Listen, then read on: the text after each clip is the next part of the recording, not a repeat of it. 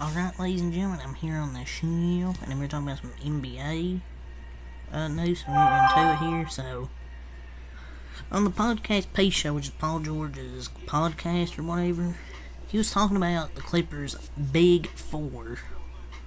Big Four at this point. He said, all four of us are high IQ players.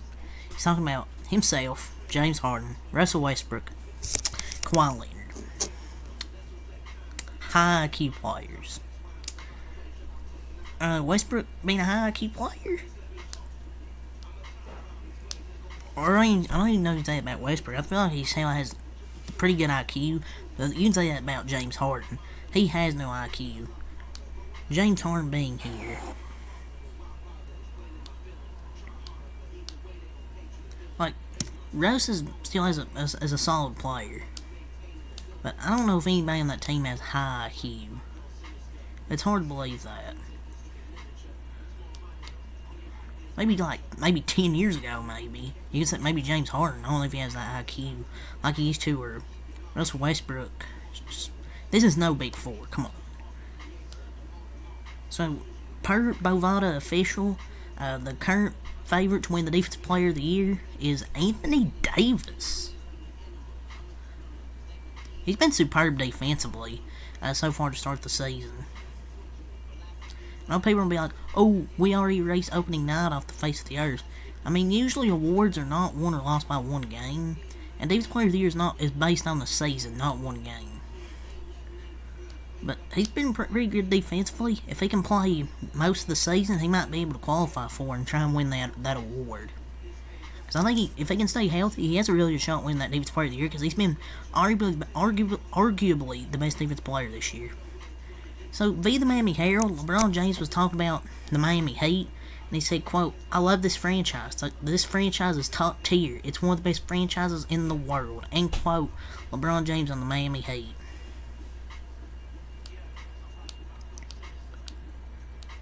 Well, he ain't gonna go back there. It is a historic franchise. He ain't gonna go back to Miami, though. But he could just jokingly say, oh, he's going back to Miami, confirmed. I don't know why people always come to me about points. So, like, I impact. Patrick Beverley sent a message on his podcast. Jesus Christ. He said, in quote, your favorite player wish I was on his team. Yeah, my favorite player is Steph Curry. I don't think he'd want him on your team. I don't think he would want you on his team, Mr. Beverley. Patrick Beverley thinks he's a pit bull. Come on, bruh. I know people say, oh, every team needs a player doing the dirty job. Save for the Warriors, they already have Draymond Green that does the dirty work. And doesn't he play that good defense? He kind of just runs around and grabs people. Like, you average 3 points per game, buddy. Chill out. So, James Wiseman so far this season. Pistons just have so many big men. Jalen Duren starts. I think Martin Bagley's the backup. So, James Wiseman, so far this season, did not play. Coach's decisions. 6 minutes. Did not play each coach's decisions. He's officially a bust. But, I mean, he got a ring, I guess, with the Warriors, even though he didn't play nothing. He didn't play in the playoffs, It's when you do nothing on the group project, you all get A's. But he got a ring before Joel Embiid and Chris Paul. So, I mean, I guess. Their top 3 pick being a bust. And injuries ruined him. It never did. But I don't know if the injuries ruined him. To be honest, he's really a bust at this point. I know people say, oh, you could have drafted LaMelo or Halliburton. But, like, I know, but we already have Curry, Clay now, GP2, Chris Paul. They wouldn't have no room. There would be no room. Like, it's another small guard, like, while you look at now,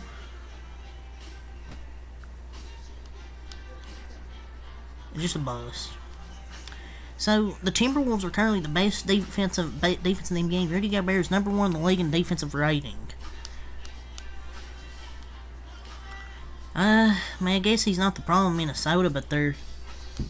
I guess. He isn't the... I don't know. Maybe the coaching's the problem. Their defense looked really good this year, though, for sure. He's still an elite defense maker, so that's all he does. All he does is rebound and play defense. He's not really proving anything, proving me wrong. Still a bad trade.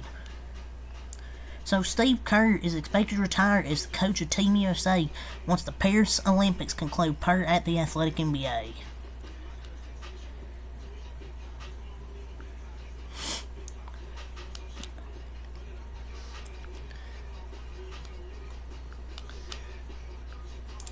So I wonder who's gonna be up next Who's next? Maybe Erik Spoelstra? Possibly, I don't know who else. I really thought it said he's about to retire from the Warriors.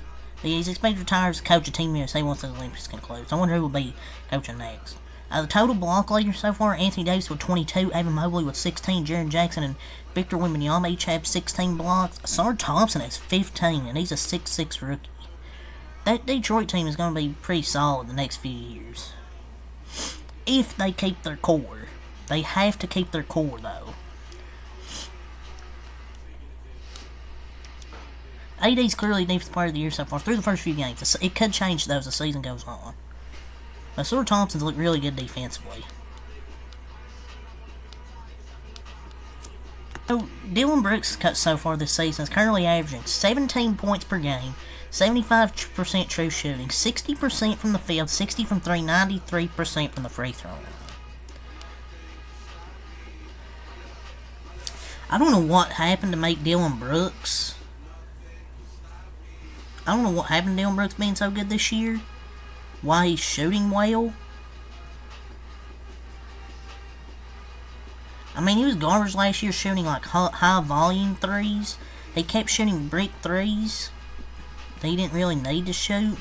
But now I guess now he's coming to it his own this year. He wasn't that efficient last year, but I don't know why he's so efficient this year. I know it's only a week, but maybe the Grizzlies will regret letting him go. Scotty Barnes over his last 6 games: 30, 11, and 6, 24, 8, and 8, 21, 12, and 5, 20, 12, and 2, 24, 8, and 5, and 22, 10, and 10. Had a triple-double in those games. 4 of those 6 games had double-digit rebounds, and he's been an underrated passer this year. He's going to be a 26 and 12 guy with all defense. He's been playing great this year. To start the season.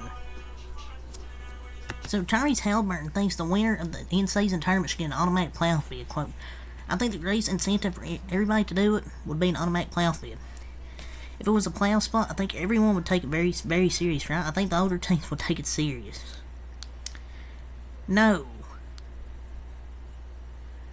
So the winning team will just load manage for the last 50 games? That's a terrible idea.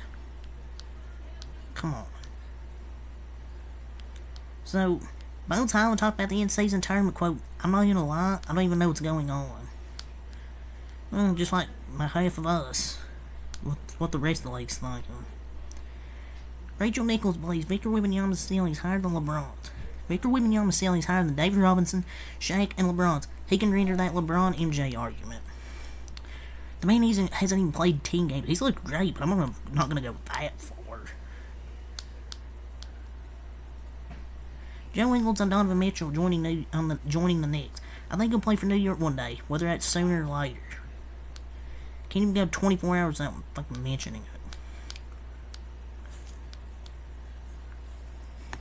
That's all for safe for this NBA news, so until next map light, peace.